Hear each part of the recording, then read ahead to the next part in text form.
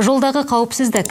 Қарағандылық жас жол қозғалысы инспекторлары жол ережелерін білумен өз көлік құралдарын дұрыс басқару бойынша жарысқа түсті. Мұндай іс-шаралар балалардың жол қауіпсіздігі туралы білімін арттырып, олардың жауапкершілік сезімін қалыптастыру үшін ұйымдастырылады. Тілшілеріміз байқаудың маңызын біліп қайтты. Оқушылар арасындағы жас жол қозғалысы инспекторының сайысы Абай атындағы мектеп аумағында өтті. Бұл облыстық іс-шараға аймақтық полиция департаментінің ұйымдастыруымен бірінші рет өткізіліп отырған жоқ. Өткізілетін жарыстардың мақсаты өткен оқу жылындағы жас жол полициясы көмекшілерінің жұмысының қорытындысын шығару. Сондай-ақ балалар мен жасөспірімдер қатысқан жол көлік оқиғаларының алдын алу.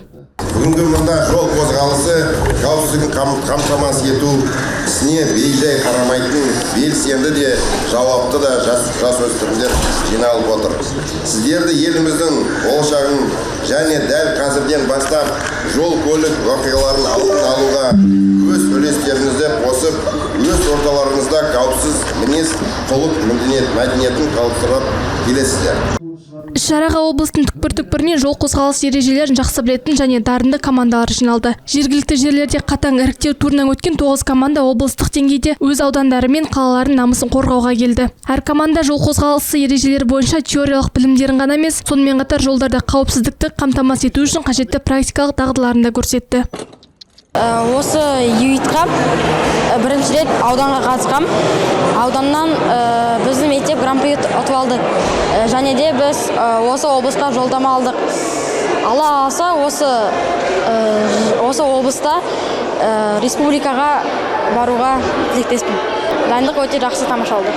Ауданға біз 2 айдай дайындалдық, ал осы облысқа бір майдан бастап дайындалдық. Жарыс бағдарламасына әртүрлі конкурстар мен сынақтар кірді. Жас инспекторлар жол қозғалысы ережелерін білу бойынша өз білімдерін көрсетіп, велосипедпен маневр жасау шеберлігінде сайысты. Жол қозғалысын реттеу және жол көлік оқиғаларында зардап шеккендерге алғашқы медициналық көмек көрсету дағдыларын көрсетті. Бұл слет сіздерге бірлесе көп, нәрсеге көп қол жеткізуді болатын дәлелдейтін шабыт пен сенім сыйласады.